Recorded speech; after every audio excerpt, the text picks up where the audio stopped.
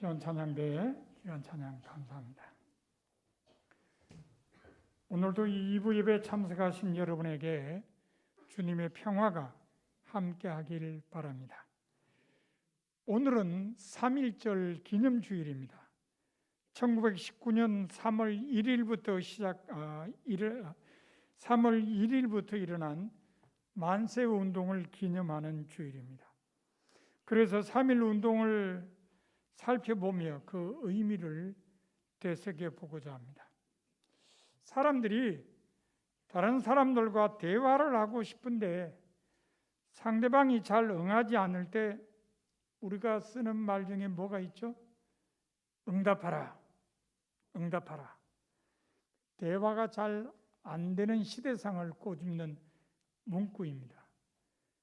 응답하라는 말은 전혀 대답도 없고 반응도 보이지 않는 대상에게 나 좀 보라고 요청하는 것입니다.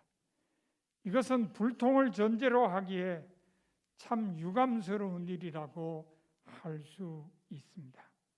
하지만 응답하라는 말에 상대방이 반응을 보인다면 뜻밖의 결과를 얻을 수도 있습니다. 잘만 하면 자기가 원하는 바를 성취할 수도 있는 것입니다. 오늘 본문은 응답 요청의 결과로 원하는 바를 성취하게 된 사람들에 관한 이야기입니다. 그들은 바로 애굽에서 노예 생활을 하던 이스라엘 백성입니다. 그들은 고된 노동으로 인해 탄식하며 하나님께 부르짖은 사람들입니다. 이스라엘 백성이 얼마나 오랫동안 하나님께 부르짖었는지 본문은 말해주지 않습니다. 그러나 우리는 출애굽기 1장과 2장을 통해 그들이 아주 오랫동안 노예 생활을 했다는 걸 알 수 있습니다. 그러므로 그들의 부르짖음도 오랜 세월 계속되었음이 분명합니다. 애굽의 역사를 살펴보면 애굽은 기원전 1720년경부터 약 150년간 아시아 사람들이요 셈족인 힉소스족의 지배를 받았습니다. 이때 창세기에 나타나는 것처럼 이스라엘 선조들이 애굽으로 이주한 것으로 보입니다. 같은 아시아 사람들이요 같은 셈족인 힉소스족이 애굽을 다스렸으므로 후한 대접을 받고 지냈을 것으로 여겨집니다. 하지만 애굽 민중의 지지를 받지 못한 힉소스족은 기원전 16세기 초인 1580년경에 축출당했습니다. 이스라엘 백성은 큰 위기에 봉착했습니다. 그러나 다행스럽게도 금방 큰 변화는 일어나지 않았습니다. 새롭게 애굽을 다스리게 된 왕들이 혼란을 피하려고 외국인들과 좋은 관계를 유지하려고 했기 때문입니다. 이런 분위기는 기원전 14세기 말까지 이어졌습니다. 하지만 기원전 14세기 말, 정확하게 말하면 기원전 1302년부터 애굽을 다스린 왕 세티 1세가 등장하면서 상황은 달라졌습니다. 이스라엘 백성을 비롯한 외국인들이 큰 어려움을 겪게 되었습니다. 왜냐하면 세티 1세는 애굽 내부의 힘을 결집하기 위해 외국인 배척 운동을 일으켰기 때문입니다. 그 결과 이스라엘 백성을 비롯한 외국인들은 졸지의 노예 계급으로 격화되었습니다. 그리고 면밀한 통제를 받게 되었습니다. 세티 1세와 그 뒤를 이어 기원전 1290년에 왕위에 오른 람셋 2세는 노예 계급으로 전락한 외국인들을 대규모 건축 사업을 위한 강제 노동에 동원했습니다. 이렇게 되자 이스라엘 백성은 탄식하며 하나님께 부르짖었습니다. 노예 계급으로 전락하여 건축을 위한 강제 노동에 동원되면서 하나님께 부르짖기 시작한 겁니다. 그러므로 이스라엘 백성의 부르짖음은 세티 1세의 통치 기간을 거쳐 람셋 2세의 통치 시대까지 이어졌습니다. 아주 오랫동안 부르짖은 것입니다. 오랜 세월 동안 하나님께 응답 요청을 했다는 말입니다. 부르짖음은 단순한 호소가 아닙니다. 울부짖는 겁니다. 본문 23절에 부르짖는이라고 번역된 히브리어는 자아크입니다. 그런데 이 자아크라는 말의 뜻이 울부짖다는 겁니다.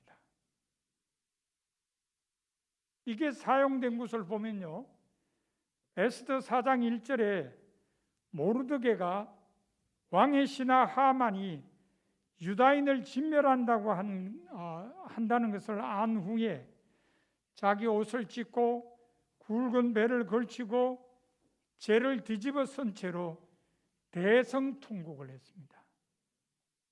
이때 사용된 단어가 자아크입니다. 그러니까 자아크는 목 놓아 우는 겁니다. 대성통곡을 하는 것입니다. 그러므로 이스라엘 백성이 하나님께 부르짖었다는 것은 울부짖었다는 것입니다. 목 놓아 울었다는 것입니다. 목 놓아 울면서 응답을 요청했다는 뜻입니다. 결국 이 부르짖음을 하나님께서 들으셨습니다. 하나님께서 그들의 고통 소리를 들으시고 선조들에게 세우신 언약을 기억하시고 노예 생활을 보시며 그들의 처지를 생각하셨습니다. 그래서 미디안 광야에 가 있던 모세를 부르셔서 이스라엘 백성을 애굽에서 구출해 내게 하셨습니다. 하지만 우리가 기억해야 할 것이 있습니다. 그것은 부르짖음이 언제나 응답받는 것은 아니라는 사실입니다. 사무엘상 8장 18절에 보면 왕을 세워달라고 요구한 이스라엘 백성에게 사무엘은 이렇게 경고했습니다. 그날에 너희는 너희가 택한 왕으로 말미암아 부르짖되 그날에 여호와께서 너희에게 응답하지 아니하시리라. 너희가 부르짖어도 하나님께서 응답하지 않으신다는 말씀입니다. 이때 사용된 단어도 자아크입니다. 그러므로 부르짖음이 때로는 응답받지 않을 수도 있다는 것을 알 수 있습니다. 그러면 본문에 기록된 이스라엘 백성의 부르짖음은 왜 응답받았을까요? 무엇을 위한 부르짖음이었기에 하나님께서 응답하셨을까요? 첫째, 생명 보존을 위한 부르짖음이었기 때문입니다. 출애굽기 1장에 의하면 이스라엘 백성을 억압한 애굽 왕은 늘어나는 이스라엘 백성의 수를 줄이기 위해 여러 가지 방법을 동원했습니다. 하지만 여의치 않았습니다. 그러자 마지막에는 남자아이를 낳으면 무조건 나일강에 던지라고 명령했습니다. 출애굽기 2장에 기록된 모세의 어린 시절 이야기에서 엿볼 수 있는 것처럼 이스라엘 백성은 남자아이가 태어나면 얼마 동안은 숨겨 키우다가 아이 울음소리가 너무 커져서 더 이상 숨기지 못하게 되면 결국 상자에 담아서 나일강에 버릴 수밖에 없었습니다. 하나님께서 허락해 주신 수많은 생명이 지배자들 때문에 어이없이 죽어야 하는 상황이었습니다. 이스라엘 백성은 이렇게 수많은 생명이 죽어가는 아픔 때문에 하나님께 부르짖었습니다. 시편 36편 9절에 보면 시인은 진실로 생명의 원천이 주께 있사오니 주의 비단에서 우리가 빛을 보리이다라고 했습니다. 시인의 고백처럼 생명의 원천은 하나님께 있습니다. 그러므로 하나님께서 주신 생명은 보존되어야 마땅합니다. 이스라엘 백성은 이 마땅한 생명 보존을 위해 부르짖었기 때문에 응답받은 것입니다. 이스라엘 백성의 부르짖음이 응답받은 두 번째 이유는 인간다운 삶을 위한 부르짖음이었기 때문입니다. 출애굽기 1장 11절에 의하면 애굽의 지배자들은 이스라엘 백성에게 무거운 짐을 지어 괴롭게 했습니다. 13절에 의하면 일을 엄하게 시켰습니다. 혹독하게 부렸다는 것입니다. 그래서 이스라엘 백성은 매우 힘들었습니다. 창세기 1장과 2장에 의하면 하나님께서는 천지를 창조하실 때 엿새 동안 일하시고 일곱째 날에는 쉬셨습니다. 그리고 그 일곱째 날을 복되게 하시고 거룩하게 하셨습니다. 이것은 모든 인간으로 일의 노예가 되지 않도록 배려하신 것입니다. 열심히 성실하게 일함과 동시에 적당한 휴식으로 삶의 활력을 얻도록 하셨다는 말입니다. 그러함에도 불구하고 이스라엘 백성은 휴식을 잃어버리고 기계처럼 일만 하며 살아야 했습니다. 이 얼마나 끔찍한 상황입니까? 이스라엘 백성은 이 끔찍한 상황에서 인간다운 삶을 살 수 있도록 해달라고 부르짖었기 때문에 응답받은 것입니다. 이스라엘 백성의 부르짖음이 응답받은 세 번째 이유는 공동체의 미래를 위한 부르짖음이었기 때문입니다. 출애굽기 1장 22절에 의하면 애굽의 왕은 이스라엘 백성에게 아들이 태어나거든 너희는 그를 나일강에 던지고 딸이거든 살려두라고 명령했습니다. 그리고 이 명령은 실제로 시행되었습니다. 그래서 남자아이들은 나일강에 던져졌고 여자아이들만 살아남았습니다. 여자들만 생명이 보존되는 민족의 앞날은 과연 어떻게 될까요? 몇 대를 이어가지 못해 그 민족은 자취를 감추어 버릴 것입니다. 창세기 12장 2절에 보면 하나님께서는 아브라함을 선택하실 때 그로 인하여 큰 민족이 이루어지리라고 약속하셨습니다. 그런데 그 약속의 민족이 세상에서 자취를 감추게 될 처지가 되었으니 이 얼마나 안타까운 일입니까? 이스라엘 백성은 이 안타까운 상황에서 민족 공동체의 미래를 위해 부르짖었기 때문에 응답하던 것입니다. 이처럼 이스라엘 백성의 부르짖음은 생존 보존을 위한 부르짖음이요, 인간다운 삶을 위한 부르짖음이요, 민족 공동체의 미래를 위한 부르짖음이었기 때문에 응답받았습니다. 그런데 우리 민족에게도 이런 부르짖음이 있었습니다. 바로 3.1 만세운동입니다. 3.1 만세운동은 결코 독립전쟁이 아니었습니다. 독립을 요청한 부르짖음이었습니다. 특별히 하나님의 백성들이 앞장선 부르짖음이었습니다. 무엇보다 먼저 3.1 독립선언문에 서명한 민족 대표 33인 중에서 16명이 기독교 대표였다는 것이 그것을 말해줍니다. 그러나 그것보다 더 중요하게 생각하게 할 것은 기독교인들이 독자적으로 평양에서 거사 계획을 진행하고 있었다는 사실입니다.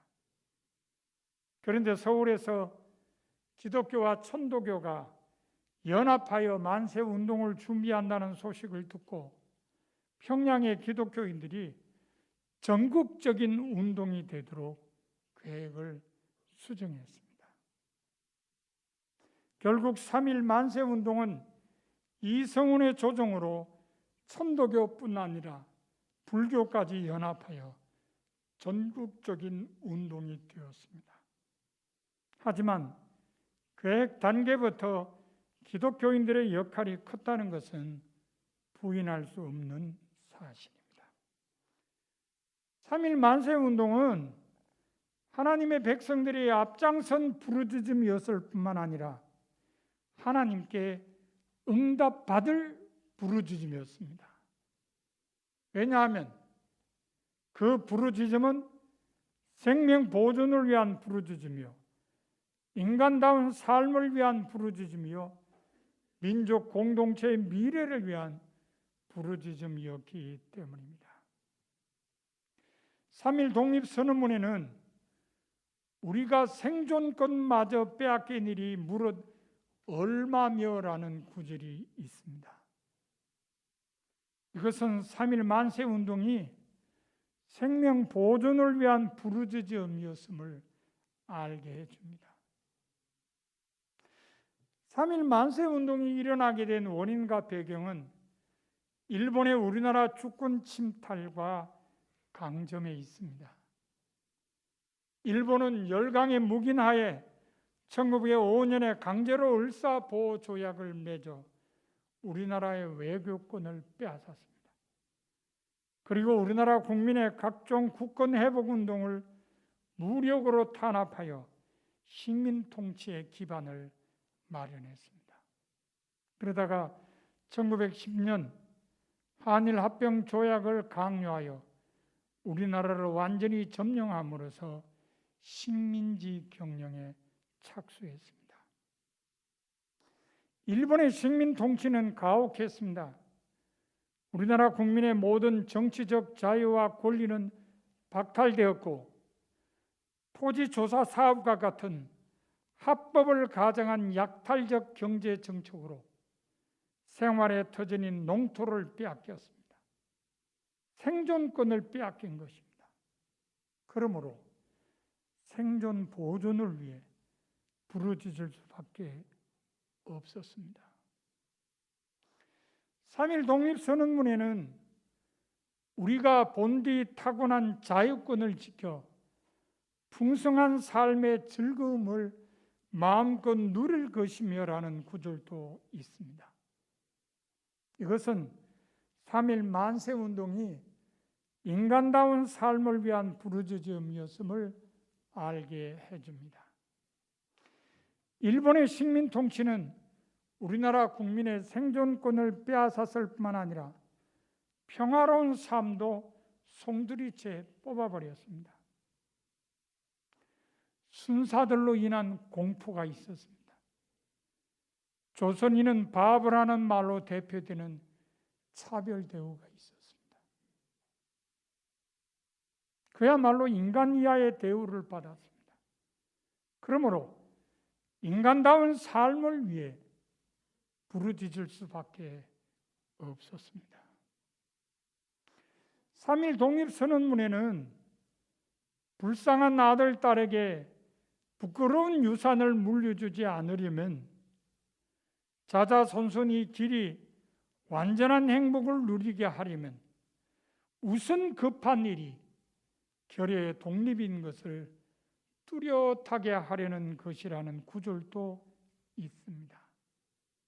이것은 3.1 만세운동이 민족 공동체의 미래를 위한 부르짖음이었음을 알게 해줍니다.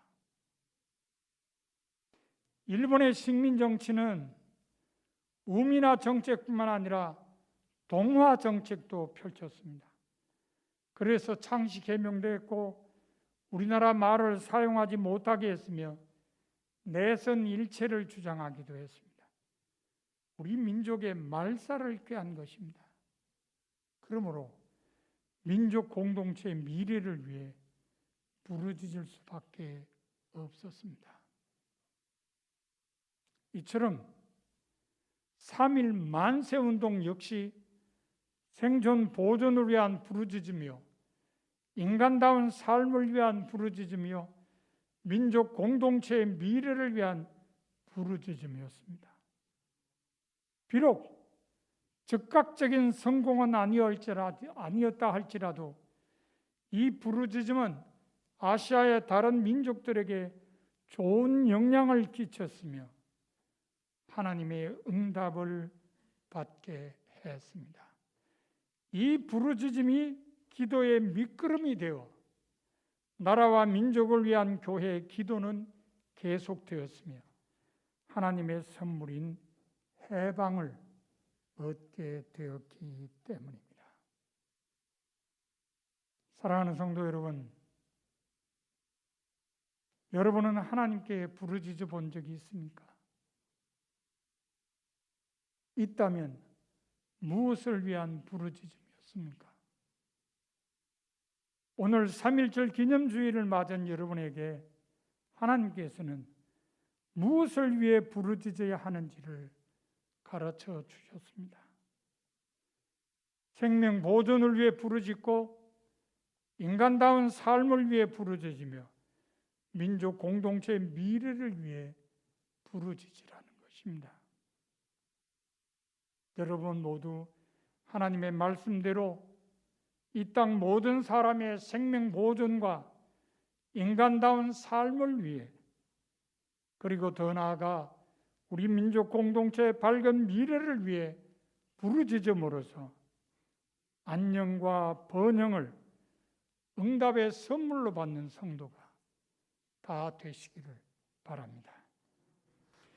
이제 우리 믿음의 선조들이 복음 성가로 부르던 애국가를 다 자리에서 일어나서 제창하겠습니다.